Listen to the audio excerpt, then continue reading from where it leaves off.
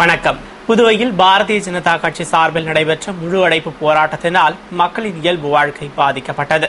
சேலத்தில் பாரதிய ஜனதா கட்சி மாநில செயலாளர் ரமேஷ் கடந்த சில தினங்களுக்கு முன்பு படுகொலை செய்யப்பட்டதை கண்டித்தும் குற்றவாளிகளை கைது செய்ய கோரியும் பாரதிய ஜனதா கட்சியினர் தமிழகம் மற்றும் புதுவையில் முழு அடைப்பு போராட்டத்தில் ஈடுபட்டனர்.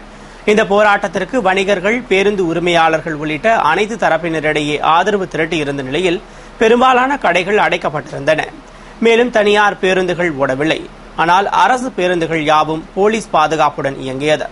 வன்முறையில் ஈடுபடுவோர் மீது கடும் நடவடிக்கை எடுக்கப்படும் என்று காவல்துறை உயர் அதிகாரிகள் எச்சரிக்கை விடுத்திருந்தும் 6 இடங்களில் பேருந்துகளை போராட்டக்காரர்கள் கற்கள் வீசி தாக்கியதால் பேருந்து கண்ணாடிகள் உடைந்து நொறுங்கின.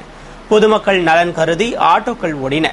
மேலும் நேரு வீதி உள்ளிட்ட கடை வீதிகளில் சில கடைகள் அடைக்கப்பட்டு பல்வேறு கடைகள் திறந்திருந்தாலும் பொதுமக்கள் நடமாட்டமின்றி கடை வீதிகள் வெறிச்சோடியது. மேலும் ஒரு சில தனியார் பள்ளிகளை தவிர பெரும்பாலான பள்ளிகள் போலீஸ் பாதுகாப்புடன் இயங்கின. போராட்டத்தை முன்னிட்டு முக்கிய இடங்களில் போலீஸ் பாதுகாப்பு போடப்பட்டிருந்தது. இருப்பினும் பொதுமக்களின் இயல்பு வாழ்க்கை பாதிக்கப்பட்டது. புதுவையில் பணி நீக்கம் செய்யப்பட்ட ஊழியர்கள் தங்கள் குடும்பத்தினருடன் பேரணியாக சென்று ஆளுநர் வீரேந்தர் கட்டாரியாவிடம் மனு அளித்தனர். புதுவையில் அரசின் பல்வேறு துறைகளில் பணி நீக்கம் செய்யப்பட்ட 4000க்கும் மேற்பட்டோர் பல்வேறு போராட்டங்கள் நடத்தி வந்த நிலையில் சில நாட்களுக்கு முன்பு முதலமைச்சர் ரங்கசாமியை சந்தித்து மனு கொடுத்து பேச்சுவார்த்தை நடத்தினர். அதனையடுத்து தங்கள் குடும்பத்தினருடன் வெங்கடசுப்பா ரெட்டியார் சிலையிலிருந்து பணி நீக்கம் செய்யப்பட்ட ஊழியர்கள் சங்க தலைவர் சரவணன் தலைமையில் பேரணியாக புறப்பட்டு ஆளுநர் மாளிகை நோக்கி சென்றனர். பேரணியை மத்திய இணையமைச்சர் நாராயணசாமி கொடியசைத்து துவக்கி வைத்தார். அப்போது மாநில தலைவர் ஏ வி சுப்பிரமணியன், பொதுச் செயலாளர் ஏ.கே.டி. ஆறுமுகம் ஆகியோர் உடனிருந்தனர். பேரணி மறைமலை அடிகள் சாலை, அண்ணா சாலை, நேரு வீதி வழியாக சென்றபோது சட்டமன்ற உறுப்பினர் நமச்சிவாயம் பேரணியில் கலந்து கொண்டார். பேரணி மாதா கோவில் அருகே சென்றபோது ஊர்வலத்தை போலீசார் தடுத்து நிறுத்தி பணி நீக்கம் செய்யப்பட்ட ஊழியர்களின் பிரதிநிதிகள் சிலரை மட்டும் ஆளுநர் மாளிகைக்கு செல்ல அனுமதித்தனர். அவர்கள் ஆளுநர் மாளிகைக்கு சென்று ஆளுநர் வீரேந்தர் கட்டாரியாவை சந்தித்து மனு அளித்தனர். புதுவையில் பாதாள சாக்கடை திட்ட பணிகள் 6 மாதத்திற்குள் முடிக்கப்படும் என்று முதல்வர் ரங்கசாமி உறுதியுடன் கூறினார். இது தொடர்பாக புதுவை சட்டசபையில் முதல்வர் ரங்கசாமி கூறுகையில், பாதாள சாக்கடை திட்டத்திற்கு மத்திய அரசு 160 கோடி ஒதுக்கியதில் 65 கோடி ரூபாய் அளித்துள்ளதாகவும் இதில் 35 கோடி ரூபாய் செலவிடப்பட்டுள்ள நிலையில் மாநில அரசு 102 கோடி ஒதுக்கீடு பங்களிக்கிறது என்றார். இந்நிலையில் தரம் குறைவான பொருட்கள் பயன்படுத்துவதாக புகார் எழுந்ததால் மத்திய அரசு நிதியை நிறுத்தியுள்ளதாகவும் விரைவில் நிதியை பெற்று 6 மாதத்தில் பாதாள சாக்கடை பணிகள் அனைத்தும் முடிக்கப்படும் என்று கூறினார். இதனைத் தொடர்ந்து சட்டசபையின் பூஜ்ய நேரத்தில் சட்டமன்ற உறுப்பினர் மல்லாடி கிருஷ்ணராவ் பேசுகையில், ஏனாமில் கடந்த 6ஆம் தேதி முதல் தொடர் மழை பெய்து வருவதாகவும் மேலும் ஆந்திராவில் உள்ள அனைத்து அணைக்கட்டுகளும் திறந்துவிடப்பட்டுள்ளதால் ஏனாம் கடுமையாக பாதிக்கப்பட்டு 100கணக்கான வீடுகளை வெள்ளம் சூழ்ந்துள்ளது என்று கூறினார். இதனால் ஏழை தொழிலாளர்கள் வேலைக்கு செல்ல முடியாத நிலை உள்ளதால் முடங்கி போய் உள்ளதாகவும், எனவே முதல்வர் பொதுப்பணித்துறை, மின்சாரத்துறை நகர குழுமம், உள்ளாட்சித்துறை உள்ளிட்ட அதிகாரிகளை தலைமைச் செயலர் தலைமையில் ஏனாமிற்கு அனுப்பி பாதிக்கப்பட்ட மக்களுக்கு நிவாரணம் வழங்க வேண்டும் என்று கூறினார். அதுபோன்று சட்டமன்ற உறுப்பினர் நமச்சிவாயம் பேசுகையில், கூட்டுறவு சர்க்கரை ஆலையில் வெட்டி அனுப்பிய கரும்பிற்கு 8 கோடி ரூபாய் நிலுவைத் தொகை மற்றும் விவசாயிகளிடம் பிடித்தம் செய்த 5 கோடி ரூபாய் நிதியையும் சேர்த்து உடனடியாக வழங்க வேண்டும் என்றும், முத்தரப்பு கமிட்டியை உடனடியாக கூட்டி கரும்புக்கான விலையை நிர்ணயம் செய்ய வேண்டும் என்றும் கூறினார். புதுவை நலத்துறை அமைச்சர் ராஜவேலு தனது பிறந்த நாளை முன்னிட்டு குடும்பத்தினருடன் சென்று முதல்வர் ரங்கசாமியிடம் வாழ்த்து பெற்றார். புதுவை நலத்துறை அமைச்சர் ராஜவேலு தனது பிறந்த நாளை குடும்பத்தினர், ஆதரவாளர்கள், தொண்டர்கள் முன்னிலையில் கேக் வெட்டியும் நலத்திட்ட உதவிகள் வழங்கியும் சிறப்பாக கொண்டாடினார். பின்னர் தனது மனைவி மாலதி ராஜவேலு மற்றும் பிள்ளைகளுடன் சட்டசபை வளாகத்தில் உள்ள முதலமைச்சர் அலுவலகத்திற்கு சென்று முதல்வர் ரங்கசாமியை சந்தித்து பொன்னாடை அணிவித்து வாழ்த்து பெற்றார். பிறந்தநாள் விழா கொண்டாடி மகிழ்ந்த அமைச்சர் ராஜவேலுவிற்கு அமைச்சர்கள் பன்னீர்செல்வம், சந்திரகாசு, தியாகராஜன், சட்டமன்ற உறுப்பினர்கள் வைத்தியநாதன், அங்காளன், கல்யாணசுந்தரம், கார்த்திகேயன், அசோக் ஆனந்த், PR சிவா, திருமுருகன், நாஜிம், நந்தா சரவணன், முன்னாள் நகரமன்ற துணைத் தலைவர் ஜான்குமார், இந்திய குடியரசுக் கட்சித் தலைவர் லியோன், மக்கள் வாழ்வுரிமை இயக்க தலைவர் ஜெகநாதன் உள்ளிட்ட அரசியல் பிரமுகர்கள் மற்றும் ஆதரவாளர்கள் பொன்னாடை அணிவித்து கௌரவித்தனர். புதுவை சட்டசபையில் சபாநாயகரை கண்டித்து காங்கிரஸ் சட்டமன்ற உறுப்பினர்கள் வெளிநடப்பு செய்தனர். புதுவை சட்டசபையில் பணி நீக்கம் செய்யப்பட்ட ஊழியர்கள் பிரச்சினையில் எதிர்க்கட்சித் தலைவர் வைத்திலிங்கம் பணி நீக்கம் செய்யப்பட்ட ஊழியர்கள் நிலைப்பாடு பற்றியும் அவர்கள் போராட்டம் நடத்திய போது எந்தவித வரம்பையும் மீறவில்லை என்றும் அரசு அலுவலகங்களுக்குள் நுழையவும் இல்லை என்று கூறியபோது சபாநாயகர் சபாபதி குறுக்கிட்டு எதிர்க்கட்சித் தலைவர் வைத்திலிங்கம் கூறுவது தவறு என்றார்.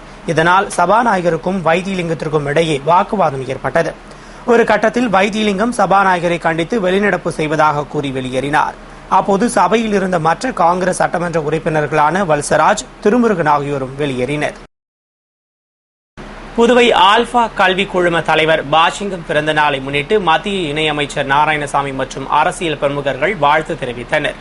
புதுவை ஆல்பா கல்வி குழும தலைவர் பாஷிங்கம் தமது பிறந்த நாளை குடும்பத்தினர் மற்றும் நண்பர்கள் முன்னிலையில் கேக் வெட்டியும் நலத்திட்ட உதவிகள் வழங்கியும் சிறப்பாக கொண்டாடினார். பிறந்தநாள் விழாவினை கொண்டாடி மகிழ்ந்த பாஷிங்கத்திற்கு மத்திய இணையமைச்சர் நாராயணசாமி பொன்னாடை அணிவித்து வாழ்த்து தெரிவித்தார்.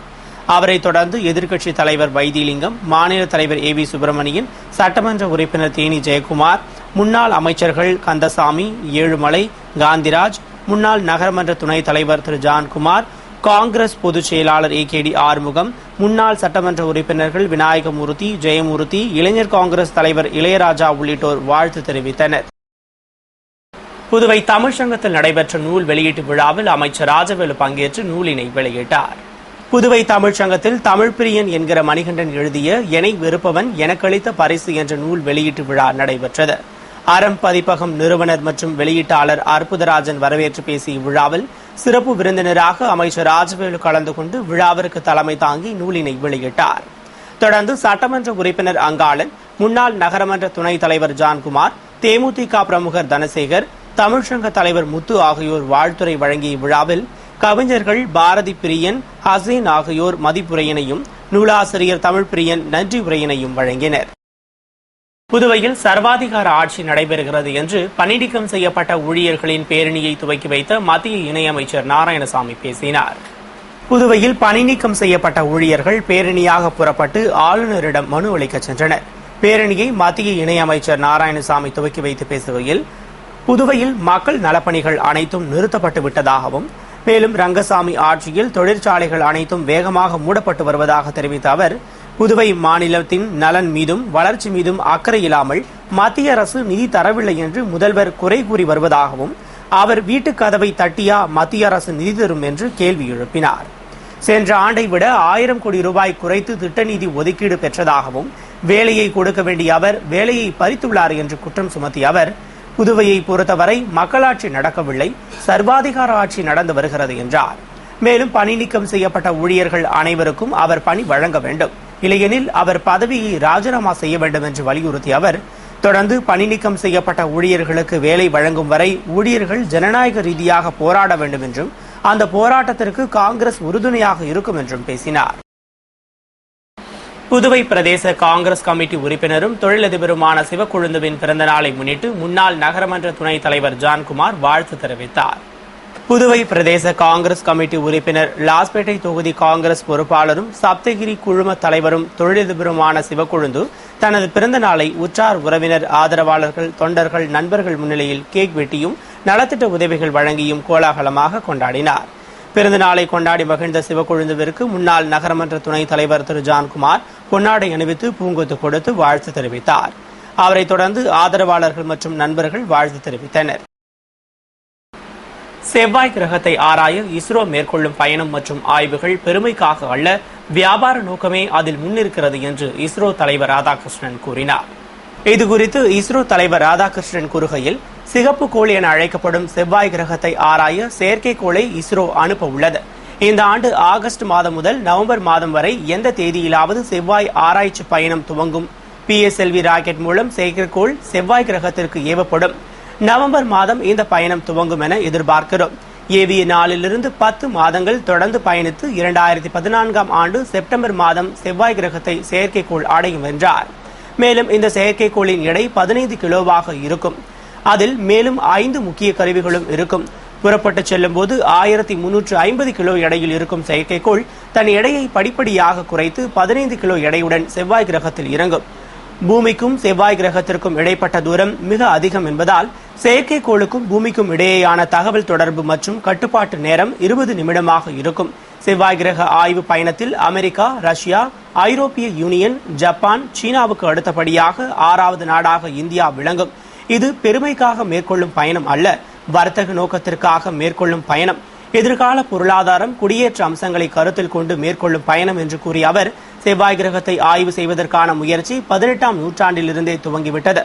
இதுவரை 5 நாடுகள்தான் முழு மூச்சில் ஈடுபட்டுள்ளன.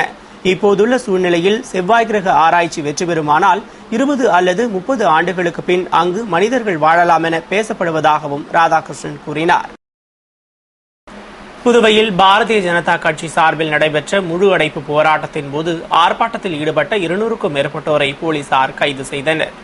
பாரதிய ஜனதா கட்சியின் தமிழக பொதுச் செயலாளர் ரமேஷ் கொலை செய்யப்பட்டதை கண்டித்து புதுவையில் அக்கட்சியினர் முழு அடைப்பு போராட்டம் நடத்தினர்.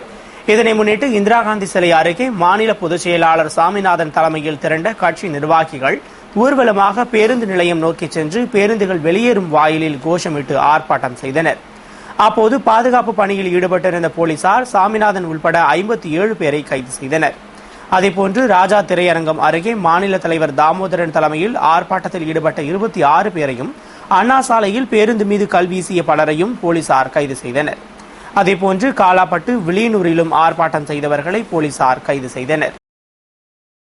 புதுவை ஏம்பலம் அருள்மிகு அங்காள பரமேஸ்வரி ஆலயத்தில் ஆடி பௌர்ணமியை முன்னிட்டு நடைபெற்ற பால்குட ஊர்வலம் மற்றும் அபிஷேகத்தில் திரளான பக்த கோடிகள் கலந்து கொண்டனர்.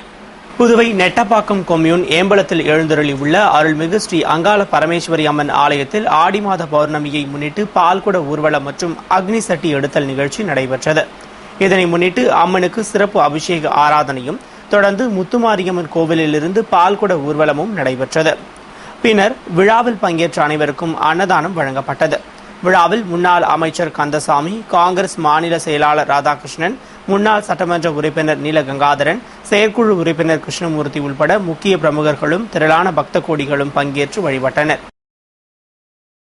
புதுவை கூனிச்சம்பட்டு அருள்மிகு ஸ்ரீ செங்கேணி மாரியம்மன் ஆலயத்தின் ஆடி பௌர்ணமியை முன்னிட்டு 501 பால்குட அபிஷேகம் மற்றும் அன்னதான விழா நடைபெற்றது. புதுவை மண்ணாடிப்பட்டு கொம்யூனுக்குட்பட்ட கூனிச்சம்பட்டு கிராமத்தில் எழுந்தருளி உள்ள சக்தி வாய்ந்த ஸ்ரீ செங்கேணி மாரியம்மனுக்கு ஆடி மாத பௌர்ணமியை முன்னிட்டு 501 பால்குட அபிஷேகம் மற்றும் அன்னதான விழா நடைபெற்றது. விழாவினை முன்னிட்டு ஸ்ரீ நவதுர்கா ஹோமமும், அதனைத் தொடர்ந்து ஸ்ரீ சங்கராபரணி ஆற்றங்கரையிலிருந்து சக்தி கலசத்துடன் 501 பால்குடம் மாடவீதி வழியாக ஊர்வலமாக எடுத்து வரப்பட்டு அபிஷேக ஆராதனையும், தொடர்ந்து அன்னதானமும் நடத்தப்பட்டு சுமங்கலிகளுக்கு தாம்பூலம் கொடுக்கப்பட்டது. விழாவிற்கான ஏற்பாடுகளை அறங்காவல் குழுவினர், விழா குழுவினர் மற்றும் ஊர் பொதுமக்கள் செய்திருந்தனர். இத்துடன் செய்திகள் நிறைவடைந்தன. வணக்கம்.